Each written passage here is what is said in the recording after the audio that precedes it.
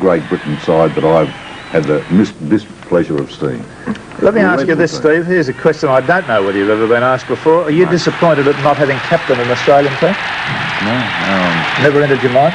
No, only this year, and there was a bit in the press about it, but I've never really given it any great thought. Would it be an ambition that you want to achieve before you finish your time? If I could, yes, I'd love to. Not that we're talking about you finishing your time in the next, we're talking in the future. Had a good game too, Boyd, by the way. Yes, he needed to redeem himself from the second test. He had a quiet one, didn't he? Certainly did. Had a good one yesterday. He also got a very nice elbow on the jaw, which couldn't have done him any good. He copped a bit early, Les. Did he ever? Probably getting his chop. Yeah. No, but as an ex-player and as a person who's played against some of the great English forwards, I've never seen a slower, less skillful ball handling pack than we have here. Their efforts to move the ball around in the second half, I thought at times bordered on pathetic. Yeah, so there's very little good you can say about them actually as a football team.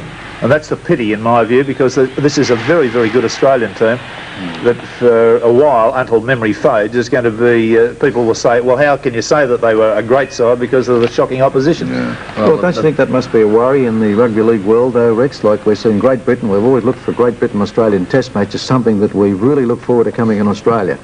Now, we've got the Great Britain out of the game of rugby league at this stage of the game. We look across to New Zealand, we see Auckland beaten by a reserve grade side. They come across the other night and easily beaten. And really, it's not an Australian side. Let's face up the facts. It's a Sydney side that's playing. It's a Sydney side that's playing. So we've got troubles in Queensland, we've got troubles in the country, we've got troubles in Great Britain, there's troubles in New Zealand. Yeah, but we don't... Well, that's what we've got, Alan. Yeah, that's exactly what we've got. We don't know what players are left back there in Great Britain. I mean, this selection panel that they've picked the team to come out here can't do their job, obviously. Of course, they left Fairburn back there and they left Topless back there. They've arrived out here and they've gone straight into a test team, so obviously they haven't done their job. Now, I'll bet there are a lot better players back there than the elderly gentlemen we saw wandering around out there in these three tests. The first couple of tests. Let's hope there are, but I say that's what's happened, though. These fellas are not getting the full credit. What you said a while ago, Steve said he doesn't what you're saying, Col, is the best players from each of these various countries, except France, have been siphoned off here over the years into Sydney football. Yeah, but they're not. Right. Yeah, well, there are only a couple here now, though, aren't there? Well, they let the Great Britain side 2 years have had the stopping players come to Australia. Yeah. It hasn't lifted them at all at this stage. You say it's selections. It may not be selections. Well, it's nearly got to be selection, Col, when you consider that the best they had couldn't beat ours over there under their conditions, and they'd send the same group out here to do our conditions. Well, they had Tony Fisher in over there. He's older than I am. Yeah. No, he's not. No, not quite. Not quite. Well, as I'm saying, it must be a worry, and I think it's got to become something looked at it, because I said what we see in the 3 international matches at the Sydney Cricket Ground, 50,000 people watched it. That's right. There is one. Things do tend to go in cycles, Col. I mean, you can't just say because this is a low English side that they're not going to come good. They're going to have to reappraise. I sincerely hope they do. None of those. I played in a test match where we were beaten by 44 points to 17 or something. 41 points to 17. All your fault too. It was all my fault. Yeah, I only did 48 tackles in that. The poor fellas. The point is, we had a bad match in that one. But then the next year we took a young kangaroo side away that started to rebuild. So things go in cycles. But Rex, they haven't. They've still got the old players in this side. They're going to have to sack the old players and start off from scratch with the younger types. Yeah. And the younger ones there, well, who are the young ones in what we saw yesterday? And a more dedicated approach. I mean, some of those fellows they brought out, they couldn't even play the piano. Oh, that's a rude thing to say. No, that's a terrible thing to say. They couldn't. Honestly, they couldn't play the piano. I thought Casey would have made a good dancer. He gave Tom a nice little rat-tat-tat on the head on occasion. Now, listen, you've played against a lot of the teams of the past. And let's bring it into the modern day football now. There's been a lot of talk about violence in football. There was spite yesterday, no violence. Do you think that the game now is more spiteful or more vicious than it was, say, when you fellas were playing? Well, let's ask you answer in sequence. Who do you want to answer first? Well, you're the head of the table. All right, I'll say categorically, and I'll get Steve Rogers' opinion on this at this point. When I've made my statement, he can agree or disagree. I don't believe the game is any tougher at all than it used to be. Now, maybe I'm living in the past. Maybe you get better as you get older. Right? That may be. So I'm allowing for the fact of a certain amount of brain damage, and I'm going soft. The game is no tougher in any aspect than it ever was. It's certainly more violent and snide than it used to be. Do you agree or disagree with that? I agree. I don't think the game possibly is quite as tough as it used to be.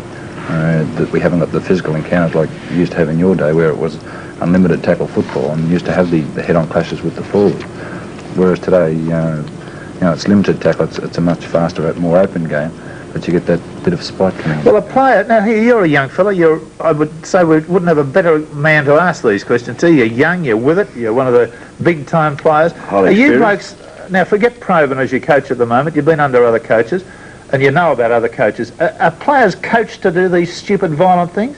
Is it suggested to them that you go out and stand on a bloke's hand, or you gouge at his eye, or you pull his hair, or you do... Is it just come out in people? No, I can only speak for our side, and none of our players have ever been told to do anything like that at all. We've always been told to play the game hard, tackle hard, not do anything silly, but, hurt players with a tackle, which is, it's the game. You come up against it week after week, though, with other teams. If you say you don't do it, well, I'll accept that, because you are basically a very clean player. I'm saying that with the knowledge of having watched you for a number of years. But you come up against it with other teams. Now, does it worry you? Do you ever in fear of your well-being out there, with what you might get when you're on the ground waiting for the knees to come in? Oh, yeah, I think, sometimes it does stay in the back of your mind, and you can't let it worry you to the extent where it's going to affect your game, but, in some games, when I go down, the first thing I do is cover up. Well, Steve, what's the answer? Why is the game more violent now? Not tougher, but more violent. Why is it more violent?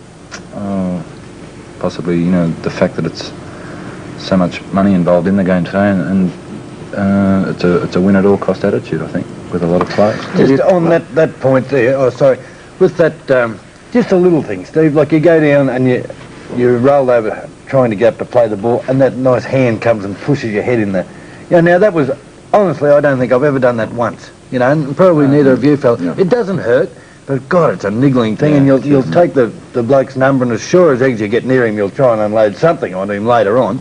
You get plenty of attention, don't you? Like you're a marked man, and that push in the face. It's well, answer the question that Alan asked. That's not violent, but it looks violent. Answer the question that Alan asked.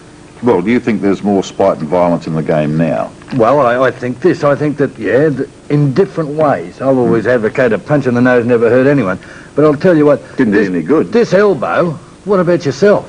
Anyway, with this elbow bit, I know what I'd sooner have, a punch in the nose or an elbow on the jaw, with a wire and all that sort of stuff later on. But now it's got to the stage where you see the ball carrier is doing as much damage with his elbow to the tackler, like the ball he'll come in and crash, he'll get the elbow right across the mouth. Well, I mean, that's got to go, and who's responsible for that? And I think the elbow is probably the most violent part of the game. Well, unfortunately, we've got to say that an Englishman brought that to Australia, Malcolm Reilly. Yeah. The Manly club brought a very fine footballer, but they also brought they opened the Pandora's box, didn't they? Yeah. And it's not only the man that's making the tackle, but it's the ball carrier now that's using the elbow as a protection. Yeah, well, I think the administration's got to take a lot of blame for this because through the refereeing as well, because I don't think it's any more tougher than it was years ago, but I agree that there's practice has been allowed to creep into the game. When we played, you kept your hands off the other bloke when he was playing the ball or when you were marking him because he objected to it, and it was a rule of the game. You're supposed to now, aren't you? That's the rule. The rules are still haven't changed. But they allow them to do it. So a bloke, if he starts while you're playing the ball, interfering with you or putting his hands out, trying to stop you getting past, you unconsciously react violently to it, and this is what it is. Col Pearce, what's the answer? Are the referees given a free go? Can they do exactly as they want to out on the field? Well, they have to play the laws of the game, to put the rules in. Well, they don't play the laws of the game because every time a tackle is made, the law says a player must be immediately released. Now, tell me today in the game you're going to watch, well, I'll give you a pound. Pound? I'll give you $2 every time a player in your match this afternoon is released immediately. Yeah, that's quite true. Well, that's the rules. Now, I think we've got to the stage, and I think media and some other people have criticised referees who send players off the field. And the first moment that comes up in this game when a player's sent off the field is from the media. They'll say, you spoilt the game. The referee he hasn't spoilt the game at all. I would like to see, and all what we're talking about today wouldn't arise, because if a player was sent off a couple of times, his club and also the player concerned should do something about the player. I believe referees should get tougher and do something about it. But let me say this, they have sent players off this year too, and I said around this table before, there's exonerations gone on this year, a lot of exonerations, the greatest in the history